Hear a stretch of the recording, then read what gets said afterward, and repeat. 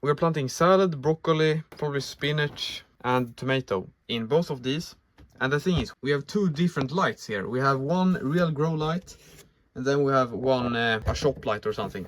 They said there was a grow light in the website, but I don't really think so. So basically we're gonna test to see. I mean, of course this will affect each other because they're standing directly next to each other, but we will definitely see if this one is much better than this one. We're gonna check back on this in a couple of weeks or something. So see you then. Guys, isn't it weird to think that this is so hydrophobic, even though it has been dry for so long, which is why it's hydrophobic. So it's kind of weird, because wet soil will accept more water, but then dry soil will not. Like this, I put water on this a minute ago and it's still like this. It's really slow. So I've just went ahead and put some tomato, spinach, arugula and broccoli. We've planted it, and the G is for the grow light and the N is for the normal light. So this is both a lamp test and just to see the growability of this, because this seed mix is actually kind of a blend of many things that I have. It's basically some things that are recycled from old pots, you know, but it's basically standard potting soil and a bit of cocoa fiber and probably a bit of sand as well. But I mean, it's still pretty, you know, heavy, so it's pretty compact. But anyways, we're gonna see how they compare. And you know, this isn't super scientific because, as I said, there's no separation, so it will be how it is. So these plants are probably gonna grow towards me right now. We're gonna see that as well. That's gonna be interesting. See you when this starts growing. Let's go. Okay, we're back in my very official test, and this tomato plant under the grow light seems to be doing okay, but it looks kind of bad. It looks kind of purple and maybe a little bit red.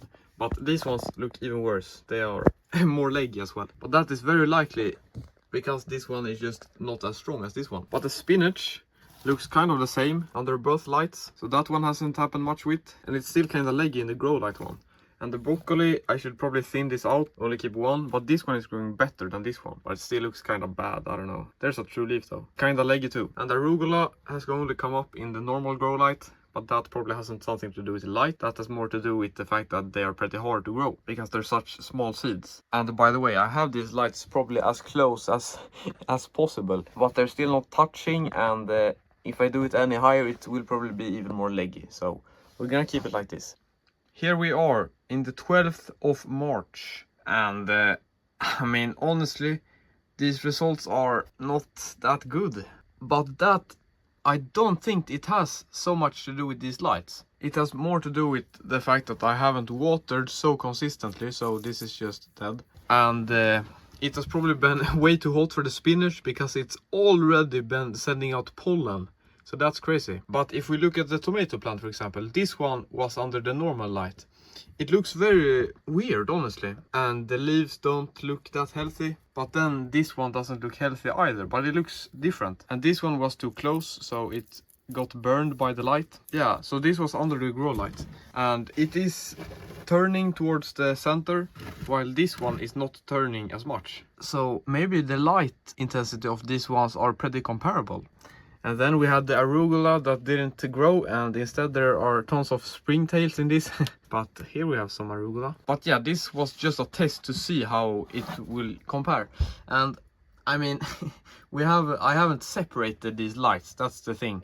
So they both get probably pretty equal light coverage. But I think that if we only had the normal light, then it would probably work. Like if you're growing some salad maybe, or something that doesn't need a lot of light, then it could absolutely work. And these tomatoes, I mean, maybe if I let this grow and if I watered it a little more consistently, then it would get better results. And this soil is, I mean, it looks good, it's black, it's basically planting soil. But I'm not really sure if I've added the cocoa coir or sand in this, but I don't think so. So this may have a little too much nutrients for some plants. But it is interesting how, like, I thought that these plants would not grow as good at all, or that they would just go towards the light, which they they're not really doing that. So that's great. So what I want to show with this video is that things aren't always perfect, but this is absolutely good enough. You don't need those super expensive grow lights. Although if you want to grow a lot of things, then buying a professional light for a couple $100 even is worth it in my opinion, because it will give you that light intensity and hopefully it will last for many years. And if you want to grow things indoors when like there's no light outside, like I'm doing, and maybe even in the winter, if you want to have tomatoes in the winter for example, then I encourage you to buy from Sansi, Mars Hydro or Spider Farmer, just any brand that's like a little more expensive. So yeah, that was everything for today. So subscribe to see more and comment what you think about growing under normal lights, if that works for you or if it doesn't. Goodbye.